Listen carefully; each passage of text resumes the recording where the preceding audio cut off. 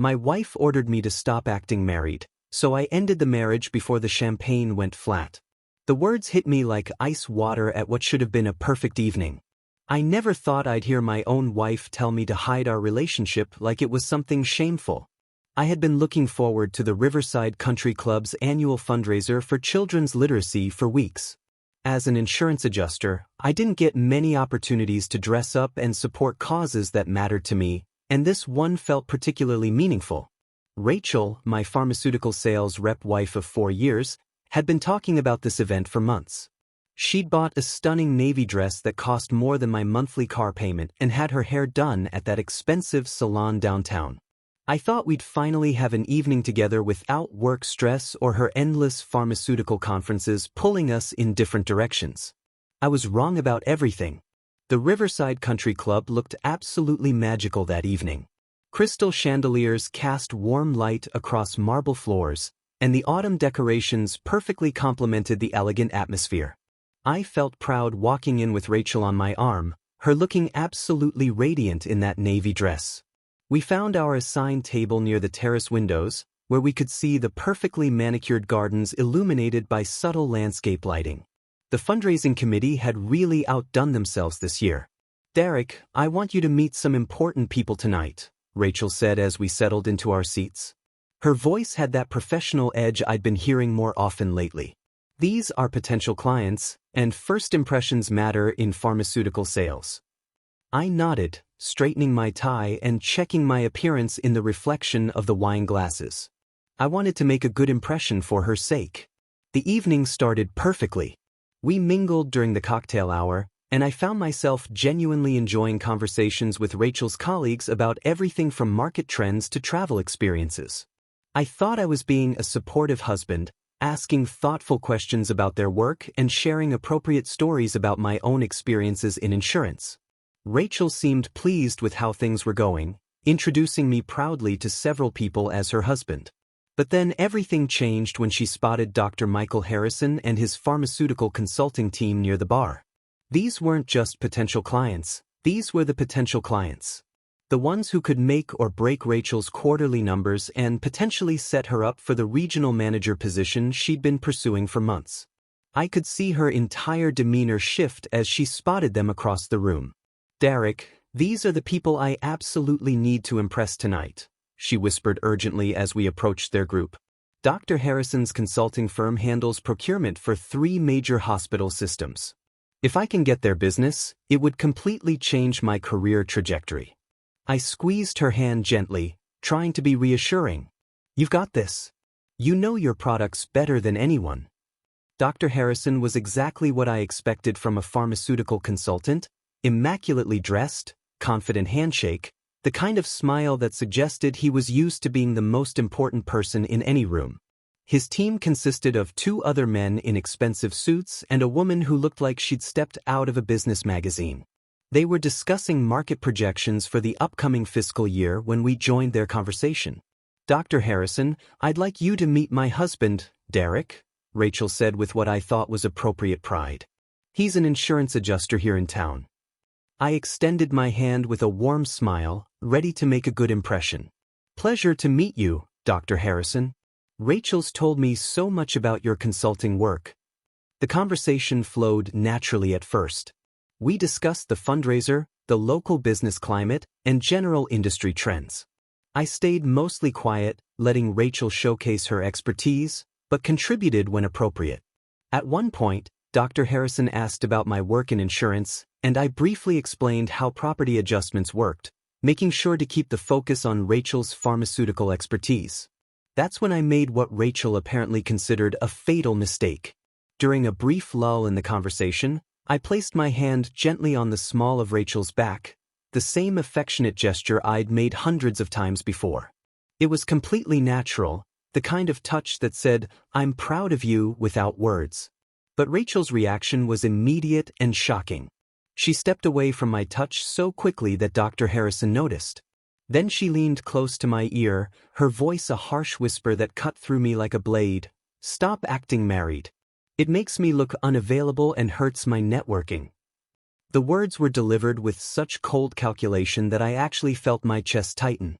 This wasn't a moment of stress or poor judgment. This was deliberate cruelty. I stared at her for a long moment, processing what she just said.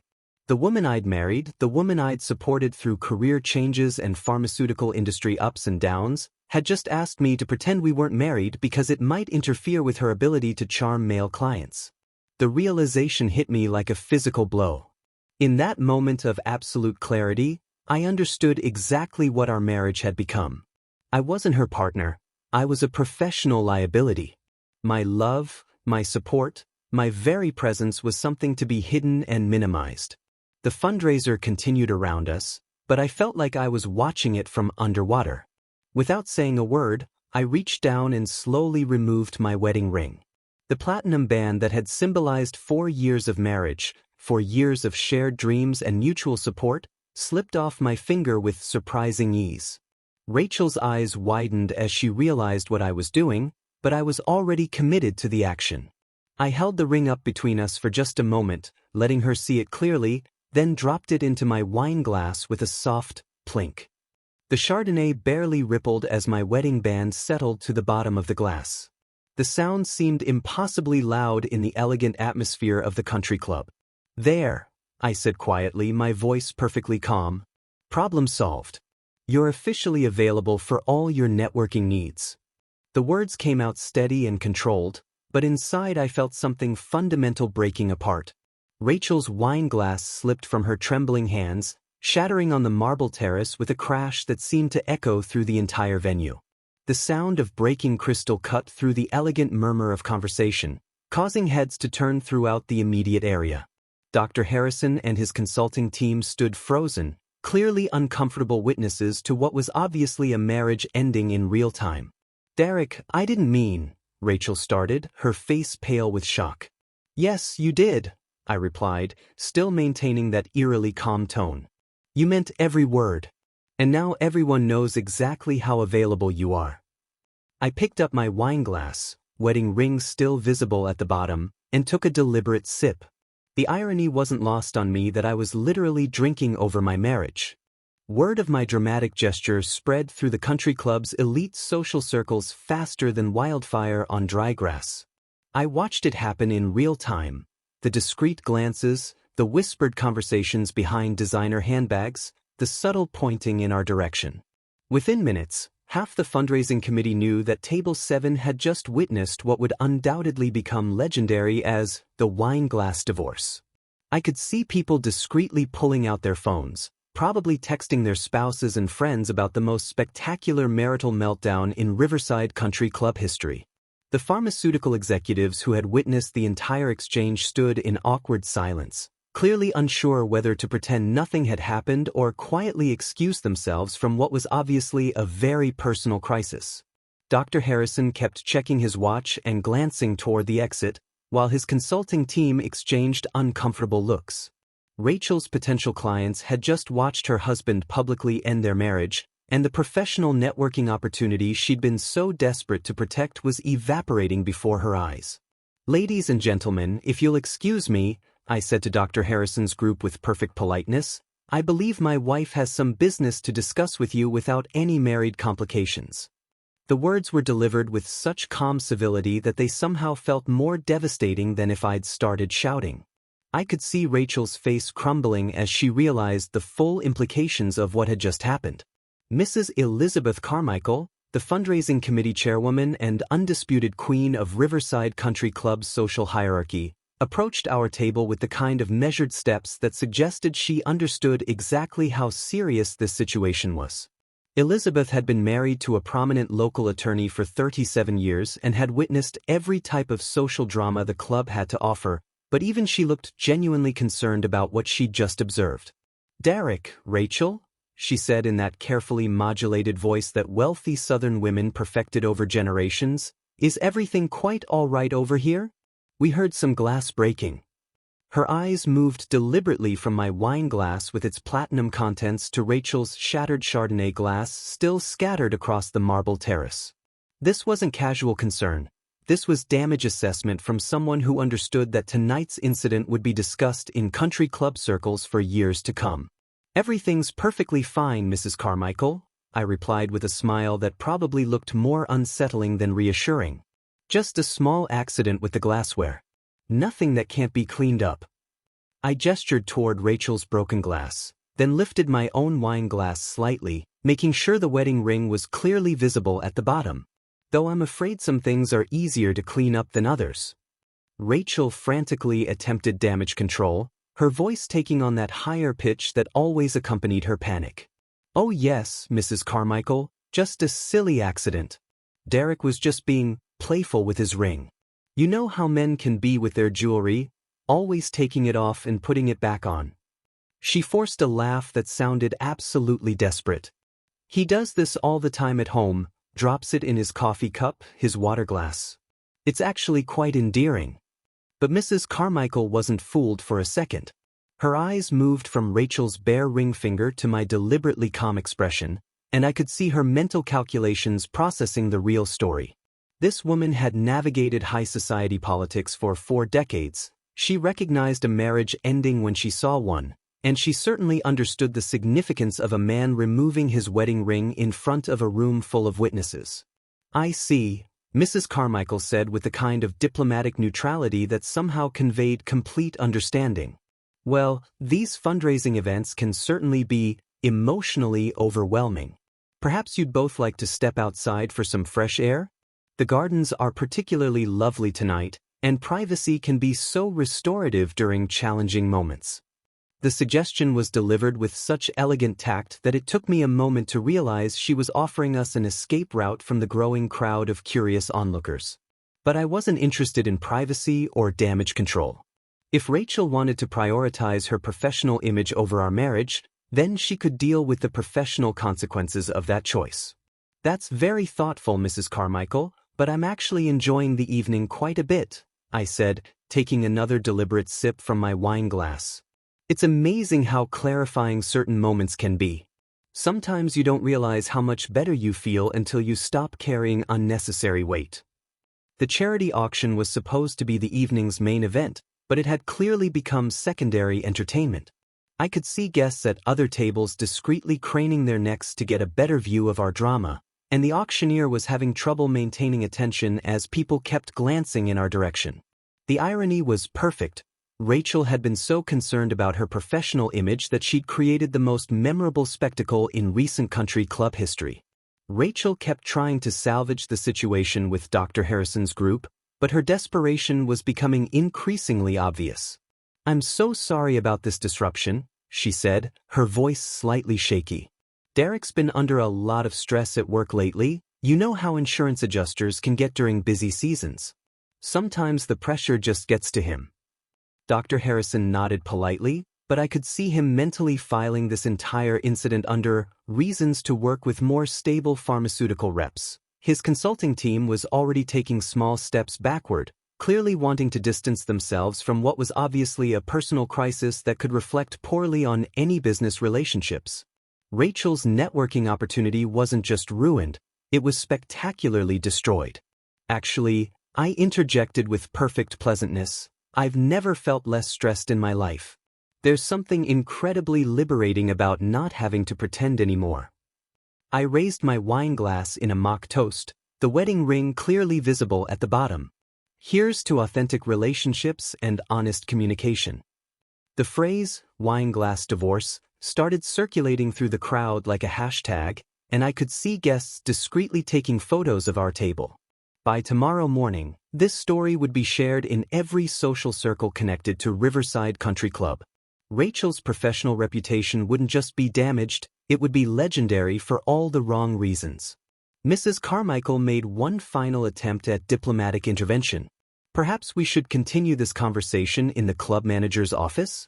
Sometimes these situations benefit from a more private setting where emotions can be processed more comfortably."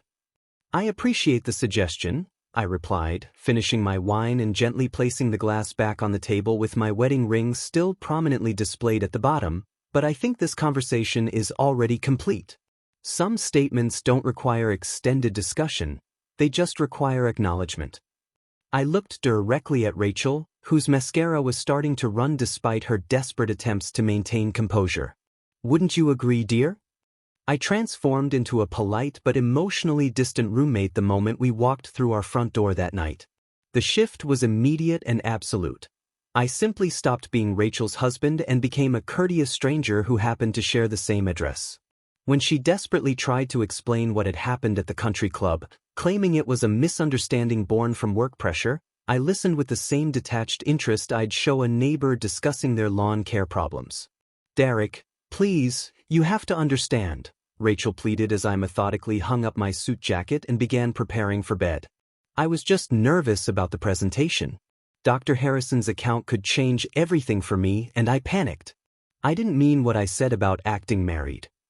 Her voice carried that desperate edge that suggested she was finally grasping the magnitude of what had happened between us. "I understand completely," I replied while calmly brushing my teeth. "You were being honest about how you view our marriage in professional contexts. I appreciate the clarity." My tone was perfectly pleasant, which somehow made the words more devastating than anger would have been. I could see her reflection in the bathroom mirror, standing in the doorway looking absolutely lost. The next morning, I began implementing what I privately called the accommodation protocol. If Rachel was concerned that appearing married might damage her professional image, then I would ensure she never had to worry about that problem again. When she mentioned the upcoming pharmaceutical conference in Atlanta where she'd planned for me to accompany her, I politely declined. "I wouldn't want to make you look unavailable to potential clients," I explained while making coffee for one instead of our usual 2 cups. "You'll have much better networking opportunities without a husband hovering around, creating the wrong impression." The logic was flawless, and Rachel couldn't argue with it without contradicting her own stated concerns from the country club.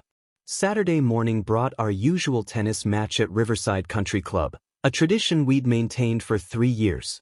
Rachel appeared in the kitchen wearing her tennis whites, holding both our rackets with an expectant smile that suggested she thought normal routines might restore normal relationships. "Ready for tennis?" she asked with forced brightness. I thought we could grab breakfast at the club afterward, maybe smooth things over with Mrs. Carmichael about last night. The suggestion revealed how little she understood about the fundamental change that had occurred between us. "I'll be skipping tennis today," I said while reading the morning financial section. "Wouldn't want the other members seeing us as a couple after your concerns about appearing married in professional contexts. The country club is full of potential pharmaceutical clients, after all." I turned the page casually, as if discussing something as mundane as the weather forecast. Rachel stood there holding both tennis rackets, the reality of her new situation finally beginning to penetrate. "Derek, you're being ridiculous. Tennis isn't work. It's just us time." The phrase sounded hollow even as she said it, probably because she was realizing how little us time had meant to her when it conflicted with professional advancement. "There is no us time anymore," I replied matter-of-factly. "You made that clear when you asked me to stop acting married. I'm simply respecting your wishes." I folded the newspaper and stood up to refill my coffee cup. "Besides, playing tennis together might confuse people about your availability. We wouldn't want that." The weeks that followed established a new household routine that resembled a well-managed boarding house more than a marriage. I handled all my own errands, cooked my own meals, and maintained my own social calendar without consulting or including Rachel. When she tried to prepare elaborate dinners as peace offerings, I politely thanked her but explained that I'd already eaten or had other plans. "You used to love my lasagna," she said one evening, standing over a dish that probably took her 3 hours to prepare. The kitchen smelled amazing, and I could see she'd set the table with our good china and lit candles. This was clearly meant to be a romantic reconciliation dinner. "It smells delicious," I acknowledged while putting on my jacket. "I'm sure you'll enjoy it. I'm meeting Tom for dinner at that new steakhouse downtown." Tom was my insurance office colleague, and the dinner was completely spontaneous, but Rachel didn't need to know that. "Have a lovely evening." Rachel's attempts at seduction became increasingly desperate and transparent. She wore my favorite perfume, the expensive one she usually saved for special occasions. She bought new lingerie and left it casually visible on our bed. She started wearing those silk nightgowns that she knew I found irresistible, parading around the house in them while asking about my day with exaggerated interest. but I maintained the same polite indifference I'd show to an attractive stranger at a coffee shop, pleasant acknowledgement without any deeper engagement. When she curled up next to me on the couch while I watched the evening news, I didn't move away, but I didn't respond either. I just continued watching television as if she were an attractive piece of furniture that happened to be sharing the sofa. "Don't you miss us?" she asked one night, her voice breaking slightly as she pressed closer to me during a commercial break. "Don't you miss what we had together?" The question was loaded with desperation and genuine confusion about how we'd reached this point. "I miss what I thought we had," I replied without looking away from the screen. But it turns out that was based on a fundamental misunderstanding about our relationship's purpose. The commercial ended, and I increased the volume slightly, effectively ending the conversation without being overtly rude. The most satisfying part of this new arrangement was watching Rachel struggle with the logistics of independent living. She'd grown accustomed to having a partner who anticipated her needs, handled household maintenance, and provided emotional support during stressful work periods. Now she was discovering what it felt like to manage everything alone while living with someone who treated her with cordial indifference. When the washing machine started making that grinding noise that meant the belt was wearing out, Rachel mentioned it to me over breakfast. "The washer's acting up again. Could you take a look at it?" she asked with the expectation that I'd automatically handle the household repair. "You should probably call a repair service," I suggested while checking emails on my phone. "I'm sure there are several good ones in the yellow pages." The suggestion was perfectly reasonable, but her expression showed she was beginning to understand that I was no longer her automatic solution to life's inconveniences. "But you always fix those things," she protested, as if our previous dynamic was somehow legally binding. "That was when I was acting like a husband," I replied with a slight smile. "We've established that was inappropriate behavior in certain contexts." I finished my coffee and rinsed the cup in the sink. "I'm sure you'll figure it out." 3 weeks after the country club incident, I quietly opened separate bank accounts and redirected my insurance company paycheck without fanfare or announcement. The decision felt practical and overdue. If Rachel wanted to operate as an independent professional without the complications of marriage, then we should handle our finances like the business partners we'd apparently become. I transferred exactly half of our joint savings into my new account and left a simple note explaining the change on the kitchen counter. "Derek, what is this?" Rachel asked that evening, waving the bank notification letter with obvious distress. "Why are you opening separate accounts? We've always shared everything financially." Her voice carried genuine panic, probably because she was beginning to understand the practical implications of our new arrangement. "Independent professionals should handle their own finances," I explained while preparing my dinner for one. "It eliminates any confusion about financial obligations or shared expenses. You'll have complete control over your money without any married complications." The logic was unassailable, borrowed directly from her own concerns about professional independence. Rachel stared at the bank paperwork for a long moment, probably calculating how this change would affect her lifestyle. Our joint account had always provided a buffer for her expensive tastes and irregular pharmaceutical commissions, but now she'd be operating on her actual salary without my insurance adjuster income supplementing her choices. "But what about the mortgage? The utilities? Our shared expenses?" she asked, her voice taking on that higher pitch that indicated rising panic. "How do we handle household bills if we're keeping everything separate?" "We'll split them proportionally based on income," I replied matter-of-factly. "I'll handle 60% since I make more, you can cover 40%. It's a fair arrangement that reflects our respective earning capacity." I pulled out a calculator and began making notes on a legal pad. "Your portion of the mortgage will be about $800 monthly, plus utilities, groceries, and maintenance costs." The color drained from Rachel's face as she processed these numbers. She'd grown accustomed to having access to my full income while maintaining complete control over her own earnings, but now she was facing the reality of actually paying for her proportional share of our lifestyle. The real test came 2 weeks later during what should have been a routine client dinner at Morton's Steakhouse, one of the most expensive restaurants in the city. Rachel had arranged to meet with 3 potential pharmaceutical buyers from a regional hospital system, and she'd planned to impress them with her sophisticated taste and attention to detail. Unfortunately, she'd miscalculated her available credit. I was home reading insurance industry reports when my phone buzzed with a text message that would have been hilarious if it weren't so pathetic. Credit card declined at Morton's.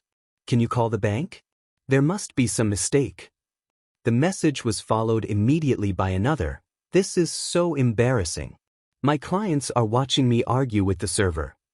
I waited exactly 30 minutes before responding. Not my account, not my problem. You might want to check your available credit balance. I turned off my phone and went back to reading about flood damage assessment protocols, feeling more relaxed than I had in months. Rachel came home 2 hours later looking absolutely mortified, her face flushed with humiliation. Derek, I can't believe you didn't help me tonight. Do you know how embarrassing it was to have my card declined in front of 3 major clients? I had to borrow money from Dr. Peterson just to cover the check. I'm sorry you had an unpleasant evening, I replied with genuine sympathy, but I'm not sure why you expected me to rescue you from a financial situation I wasn't involved in creating. You wanted financial independence, and that includes managing your own credit responsibly. But we're married, she practically shouted, her composure finally cracking completely.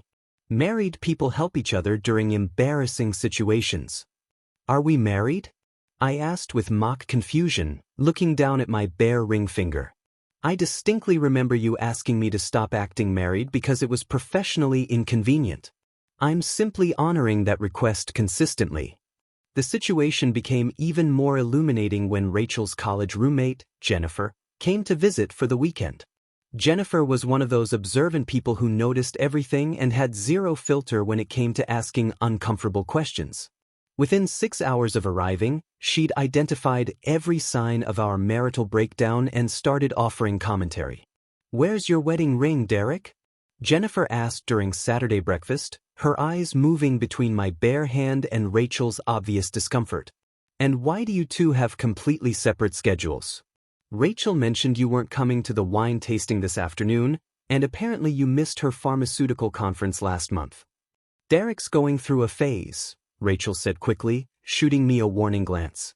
He's been really focused on work lately and needs some space to concentrate on his career advancement. The explanation sounded rehearsed and desperate. A phase. Jennifer raised an eyebrow with obvious skepticism. This looks less like a phase and more like you two are polite strangers sharing a mortgage. When's the last time you went somewhere together as a couple? The question hung in the air like an accusation because neither Rachel nor I could remember a recent example. Every social event, every dinner out, every weekend activity had become separate endeavors since the country club incident. We were indeed living like polite strangers who happened to share living expenses.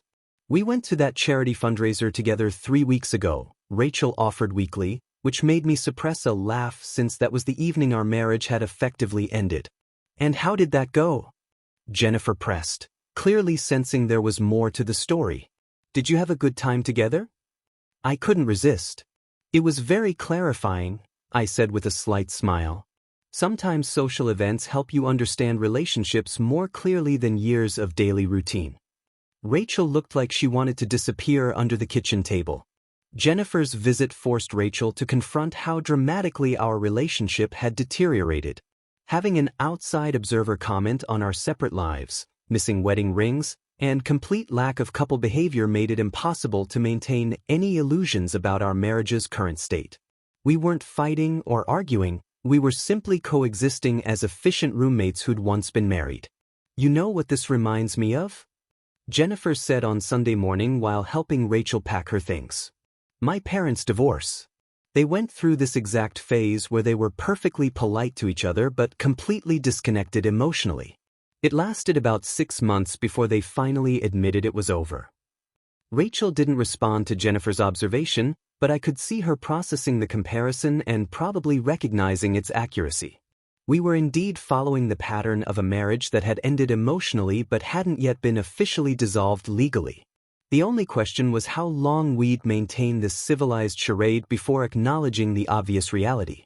After a month of my polite indifference and systematic emotional withdrawal, Rachel's composure finally shattered completely during what became our last real conversation as husband and wife.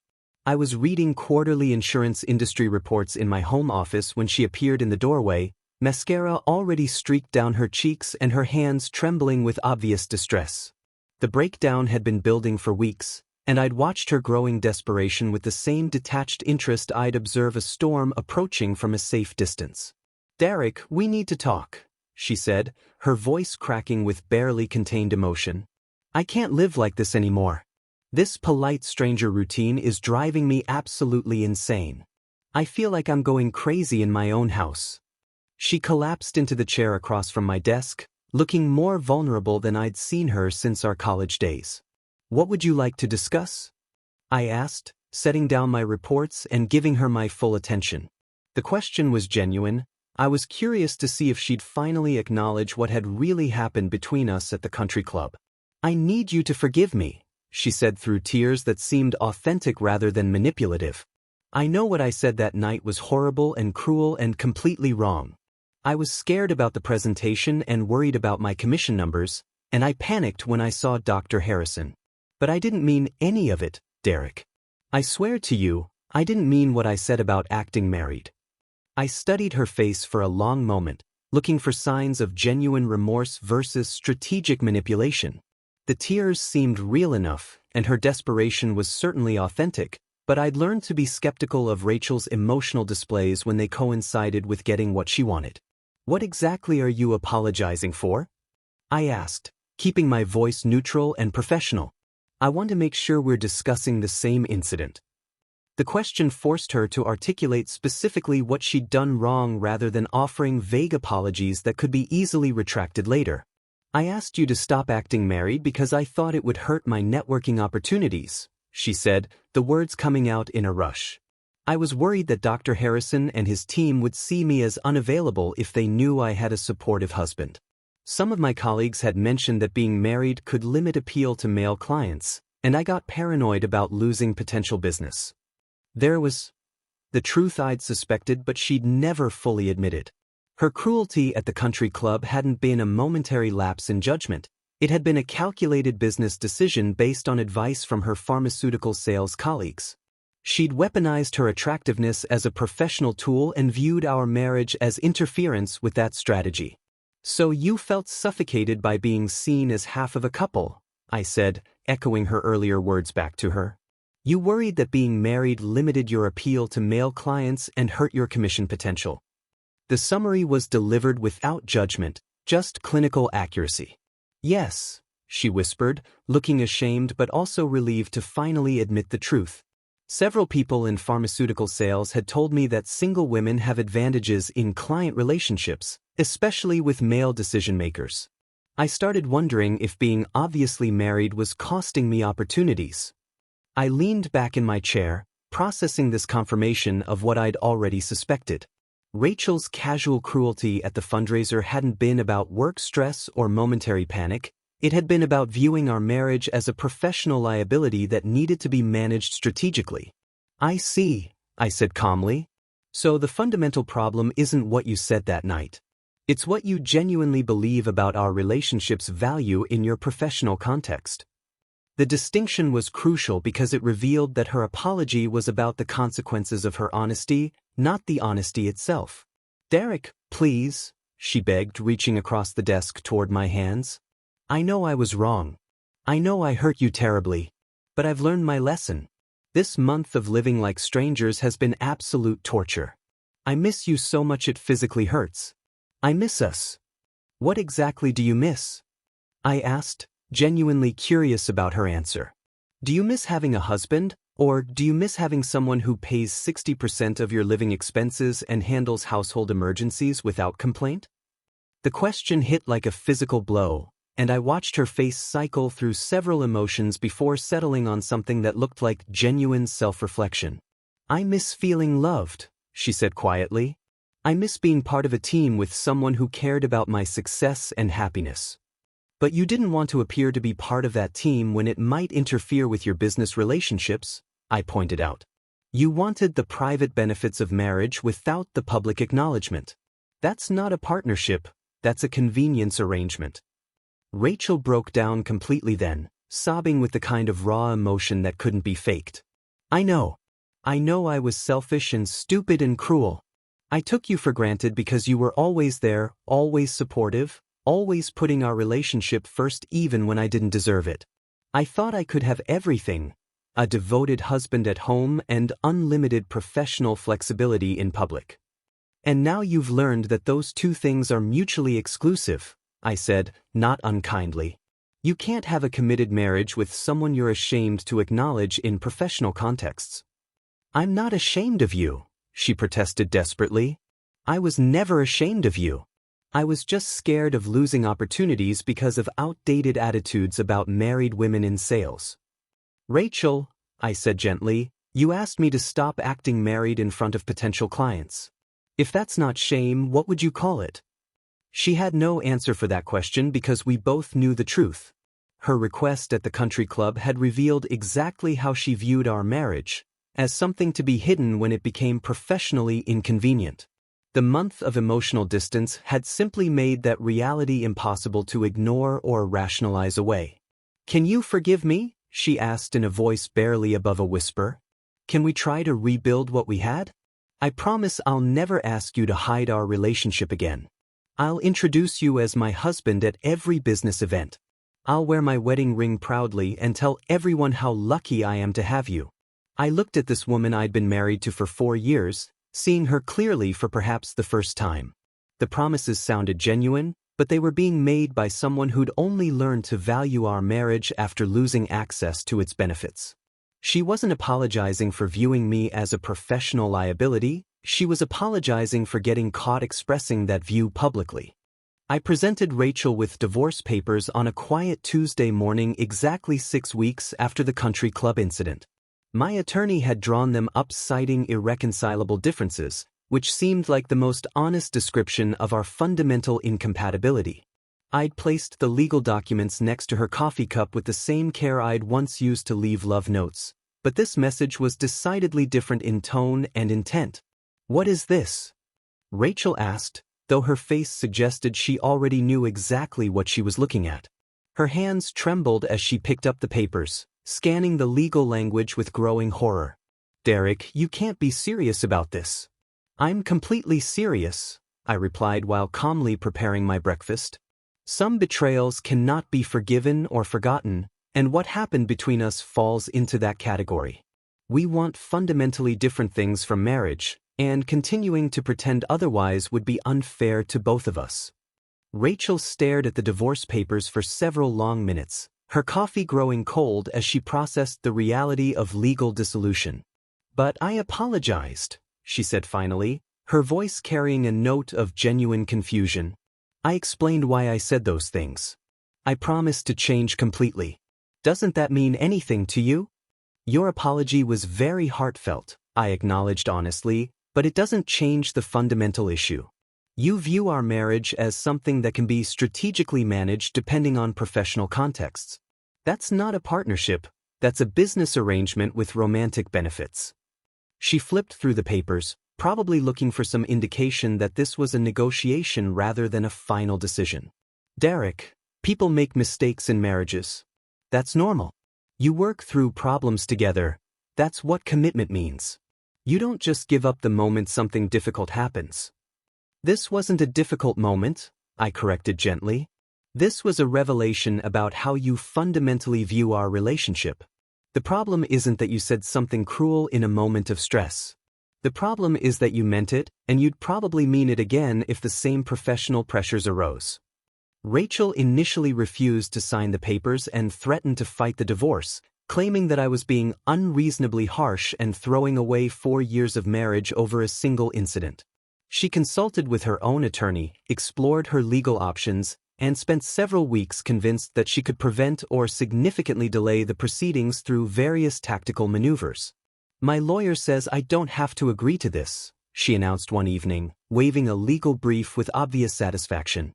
He thinks we can work out a reconciliation agreement instead. Maybe some marriage counseling, a trial separation, something that doesn't involve completely destroying our relationship. You're absolutely right, I agreed pleasantly. You can fight this as hard as you want, drag it through the courts for months or even years. But the outcome will be exactly the same, we'll be divorced. The only difference will be how much time, money, and dignity we waste in the process. My calm acceptance of a prolonged legal battle seemed to deflate her fighting spirit more effectively than any argument could have. She'd expected me to panic at the prospect of an expensive, contentious divorce, but I'd already accepted the inevitable outcome and was prepared to see it through regardless of the obstacles. The breakthrough came during a moment of brutal honesty about 3 weeks into the process. Rachel was reviewing the financial settlement terms when she looked up from the paperwork with something that resembled genuine clarity rather than strategic calculation. "You're never coming back, are you?" she asked quietly.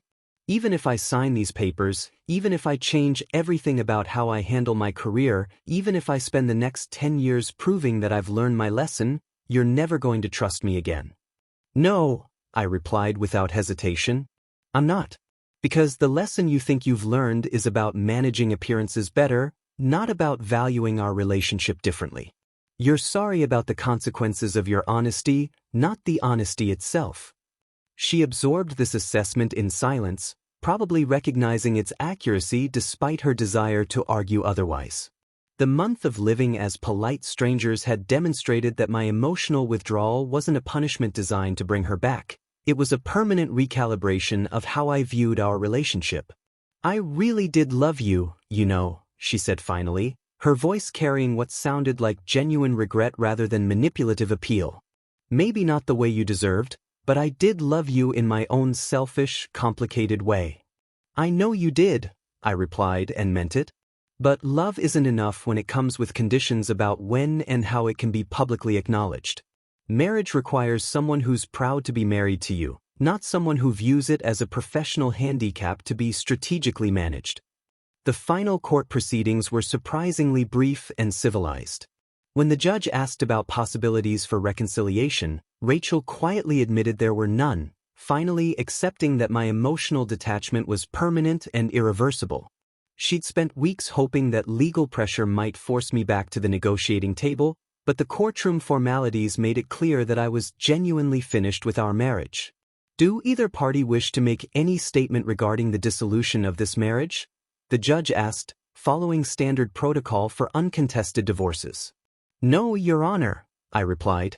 "The papers speak for themselves." Rachel looked like she might say something for a moment, then simply shook her head. "No statement, Your Honor." The judge signed the final decree, and we were officially divorced in under an hour. Walking out of the courthouse, I felt an overwhelming sense of liberation that had nothing to do with vindication or revenge. I was simply free from a relationship where my love had been viewed as a career impediment rather than a precious gift to be treasured and protected. "Derek," Rachel called as we reached the courthouse steps. "I want you to know that losing you was the biggest mistake of my life. I hope someday you can remember the good times we had together without all this pain overshadowing everything. I hope you find someone who appreciates your professional ambitions without requiring you to hide the relationship," I replied sincerely. "Everyone deserves to be with someone who shares their priorities." It wasn't cruel or bitter, just an honest acknowledgement that we'd been fundamentally incompatible in ways that couldn't be resolved through compromise or counseling. 6 months after the divorce was finalized, I began dating Sarah Mitchell, a high school English teacher who taught at the prestigious Westmont Academy across town. Meeting her had been completely accidental. We'd literally bumped into each other at the downtown farmers market when I'd backed into her while examining organic tomatoes. She'd laughed about the collision instead of getting annoyed, then spent 20 minutes discussing the relative merits of heirloom varieties with genuine enthusiasm that had nothing to do with impressing anyone.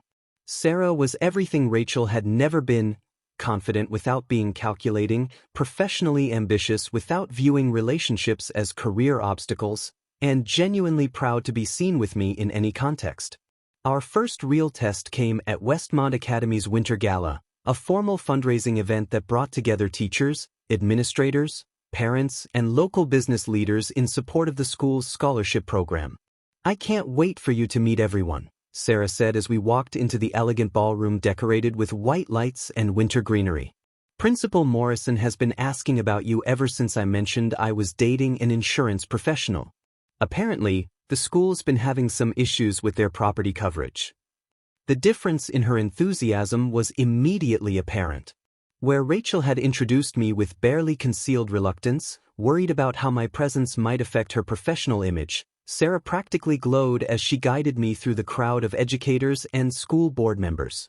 She held my hand naturally, included me in conversations organically, and clearly viewed my attendance as enhancing rather than complicating her professional relationships.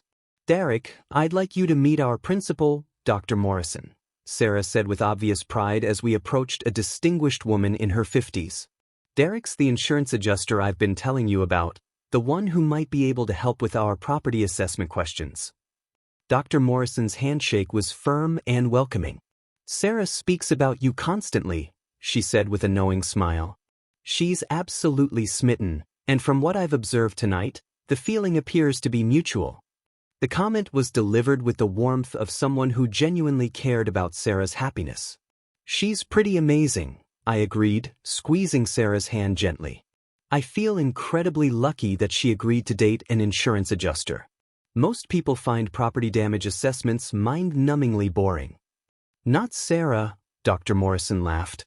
"She finds everything fascinating if it matters to someone she cares about. That's what makes her such an exceptional teacher. She has this gift for making people feel heard and valued." The evening continued with Sarah introducing me to department heads, school board members, and longtime colleagues with the same genuine enthusiasm she'd shown Dr. Morrison. Every introduction included my name, my profession, and usually some detail about why she was excited for me to meet that particular person. There was no strategic calculation about appearances or networking advantages, just authentic pride in sharing her life with someone she cared about. "This is my boyfriend Derek," she told the head of the school board during the dinner presentation. "He's been helping me understand property insurance issues for my first home purchase. Turns out insurance adjusters know everything about potential problems you should look for in older houses." The contrast with Rachel's approach was absolutely striking. Sarah viewed my expertise as interesting and valuable rather than boring and irrelevant. She asked thoughtful questions about my work, remembered details from previous conversations, and genuinely seemed to enjoy learning about insurance industry complexities that most people found tedious. During the charity auction portion of the evening, Sarah bid enthusiastically on a weekend trip to a mountain cabin, explaining that she thought it would be perfect for us to enjoy together.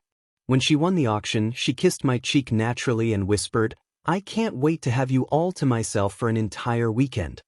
The spontaneous affection, delivered in full view of her professional colleagues, would have horrified Rachel. But Sarah's colleagues smiled approvingly, clearly happy to see her in a relationship that brought her obvious joy. No one seemed to think her public displays of affection were unprofessional or inappropriate. They simply reflected someone who was genuinely happy and unafraid to show it. "You two are adorable together," commented Mrs. Patterson, the veteran English teacher who'd taught at Westmont for 30 years. "Sarah's been glowing ever since she started dating you, Derek. It's wonderful to see her so happy and settled." Walking to our car after the gala, Sarah slipped her arm through mine with satisfied contentment. "That was perfect," she said, leaning against my shoulder. "I love showing you off to my colleagues.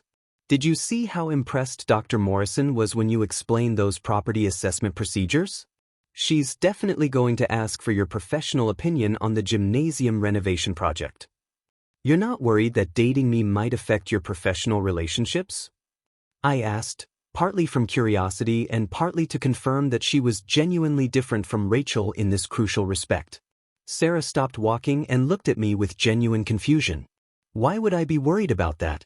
You make me happy, you're successful in your own right, and you're incredibly supportive of my career. If anything, dating you enhances my professional life because I'm more confident and content overall." The answer was delivered with such straightforward honesty that I felt something settle peacefully in my chest. This was what it felt like to be with someone who viewed our relationship as an asset rather than a liability, someone who was proud to be seen with me rather than strategically managing when and how our connection was acknowledged. Through mutual acquaintances and the inevitable small-town gossip network, I occasionally heard updates about Rachel's situation. She'd started dating a younger pharmaceutical sales representative named Marcus who apparently didn't mind being kept at arm's length during her professional events.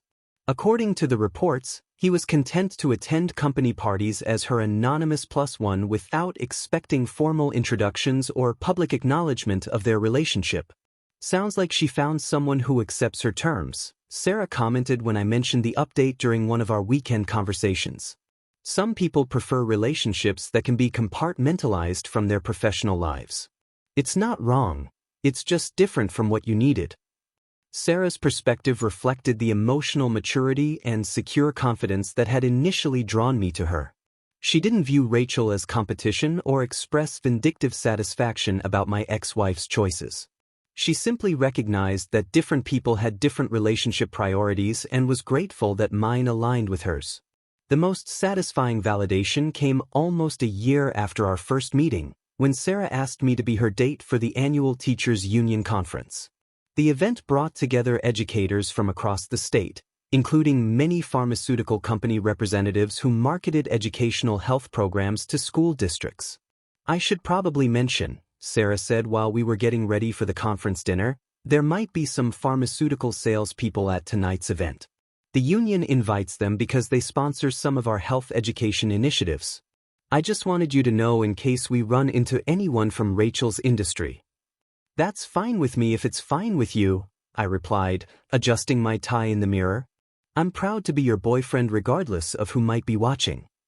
Good, Sarah smiled, straightening my collar with obvious affection, because I'm planning to introduce you to absolutely everyone as the wonderful man who makes me incredibly happy.